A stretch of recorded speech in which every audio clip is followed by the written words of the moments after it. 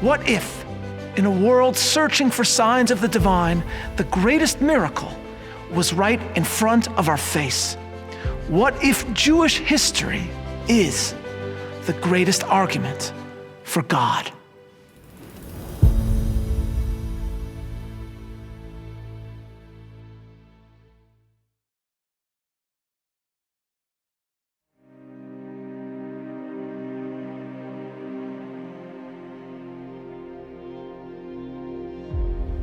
In the year 70 CE, the Romans sacked Jerusalem, ransacked the city, and burnt the temple to the ground. Only one last band of free Jews remained, holed up on a mountain in the Judean desert at a site called Masada. Today, Masada is one of the most beloved archaeological locations in Israel, visited by hundreds every day who come to commune with the Jewish warriors who fought there, the Jewish warriors who died there. But even many of them do not know the most interesting aspect of Masada's story, which is itself the ultimate embodiment of Jewish immortality. Masada, as we know it, first came into being in the 30s BCE when King Herod constructed atop the mountain a fortified palace complex.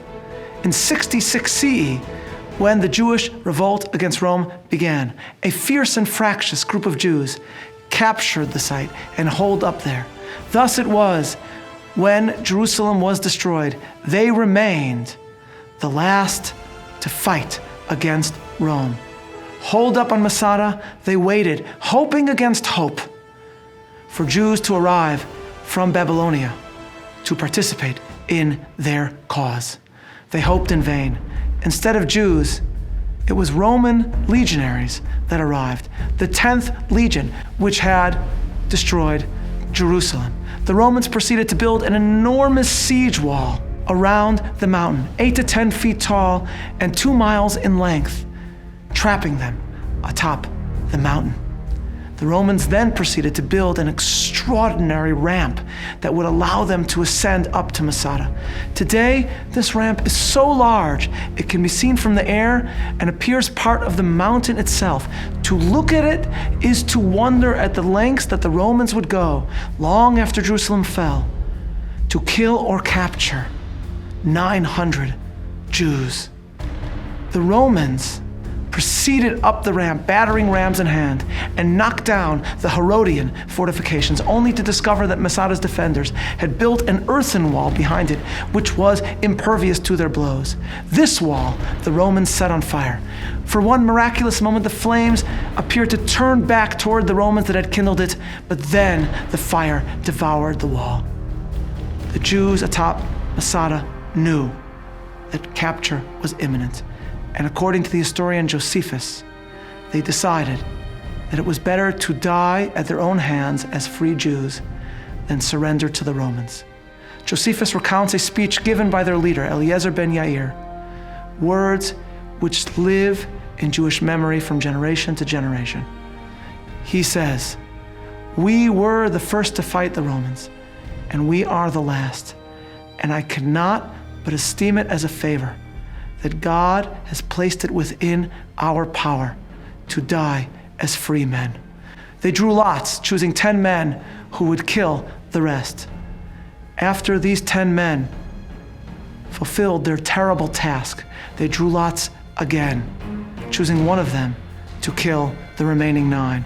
And then this last one, defender of Masada, ran his sword through himself. So Josephus reports, and it is this story that draws so many visitors to the site. The truth, however, is that excavations of Masada reveal that as interesting as the story of their death is the way they lived at Masada and the sacrifices that they made in order to maintain their observance of Judaism. A synagogue was constructed, which they utilized for their gathering and their prayer. Archaeologists found scraps of scripture that they had read there. The vessels uncovered testified to their keeping of kashrut and ritual laws. Most extraordinary is the mikveh, or ritual bath, that was maintained there. Even in the desert under siege, when water was such a precious commodity. Our mikvehs today are created in almost exactly the same fashion as those there on Masada. Thus, even though we speak about the death of Masada's defenders, actually the connection of Jewish observance over 2,000 years from Masada to Jews as far away as Manhattan is a testament to the continuity of Jewish life. And interestingly enough, the most fascinating find on Masada is itself an embodiment of Jewish life and Jewish eternity. In the 1960s, when Yigal Yadin excavated Masada, he discovered a store of date pits left over from the food consumed by the defenders. Thinking it was utterly uninteresting, the pits were placed in a drawer where it sat for 40 years. But the dates are extremely interesting, for they come from a species known as the Judean date palm, for which the land of Israel was once famous. When the Roman soldiers first entered Judea in order to repel the revolt, the Jordanian valley was filled with extraordinary forests of these trees. So well known was Judea for this fruit that Vespasian, the emperor himself, advertised his conquest of Jerusalem by minting coins showing a date palm under which sat a weeping captive woman with the words, "Judea capta, Judea is captured." After the ravages of the Romans in Judea, the forests of date palms eventually disappeared. The palm trees that one sees all over Israel today are transplants from elsewhere. The palm tree for which Judea was once known is extinct. Or so one would think.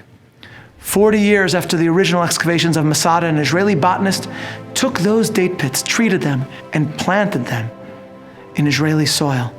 And soon the newspapers could report that an ancient extinct species of palm tree now blossomed in the soil of the Holy Land. Today, this tree can be seen in the very same Judean desert as Masada. It is known as Methuselah, the oldest tree in Israel and one of the most interesting trees in all the world. Its very fragility and flourishing, a testament to the resurrection of the Jewish people in the Jewish land. To visit Masada today, as hundreds and hundreds do, is to marvel at the horror of the Roman conquest. But it is also to wonder at the miracle of Jewish life.